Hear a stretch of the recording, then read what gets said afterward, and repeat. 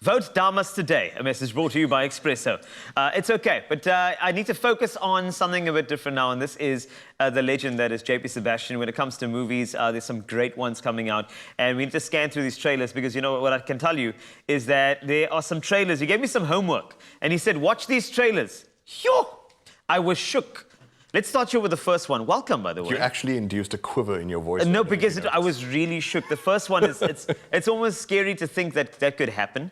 And it's called True Mothers. Well, yeah, we had like some story locally about a mother who seemed like the mother, but was the forceful adoptee, let's put it that way. I don't know the story behind that, but obviously this kind of stuff happens too. True Mothers is, as I've been trying to showcase for the past couple of weeks, foreign submissions for Oscar consideration. This is Japan's submission saying, please, Academy, consider us.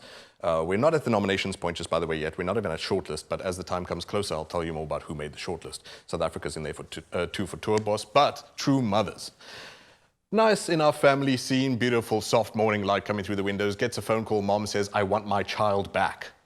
What? No, okay, it's probably not the kind of call you want to hear as you're sending it off to school from a complete stranger. This story being Naomi Kawase's movie is about starting now at, well, what you're looking at here is from 6 years ago or so that a 14-year-old girl was told by her parents, was told by those around her, and I suppose came to the decision herself, in so much as a child can do that she cannot bear the child that she has, you know, the bun in the oven. And a family that she meets cannot conceive. They've been trying for a long time themselves, and so she decides to put this baby up for adoption. And the mother there, for example, says, it was just quite like a line in the sand type line, thank you for having this baby.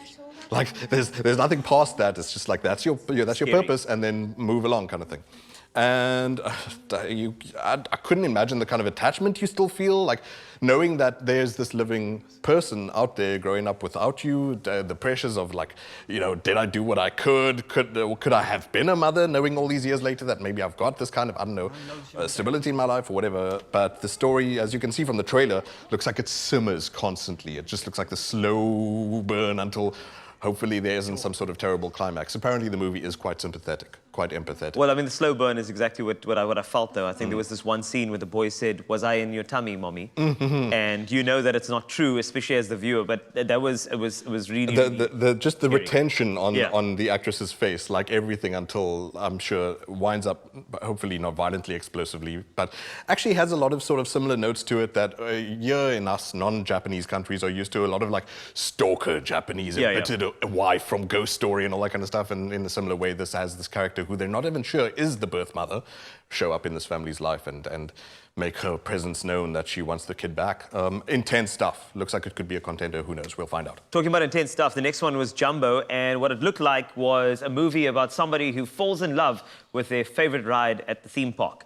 I'm sure it's not that, so let's Oh yeah, that would be crazy. Okay, good. It's clearly just a normal roller coaster romance, which is to say someone who falls in love with a large mechanical device. This is, I'm sure we've all seen these documentaries by now where there's this woman who, I can't remember her name, but I looked it up on YouTube last night, falls in love with a theme park ride, actually says she makes love to the thing. This movie actually gets graphic. Don't worry, family. We won't see anything necessarily like that in the trailer. Whoa. But Jumbo is inspired by that story. This young recluse kind of girl. She lives with her mom. She seems like she's got enough issues attaching to human beings, and so she attaches herself in more ways than one to the Jumbo, which is this new ride that is at the theme park that she is a maintenance worker at. And apparently it's like quite sensual. I don't know how you get that right.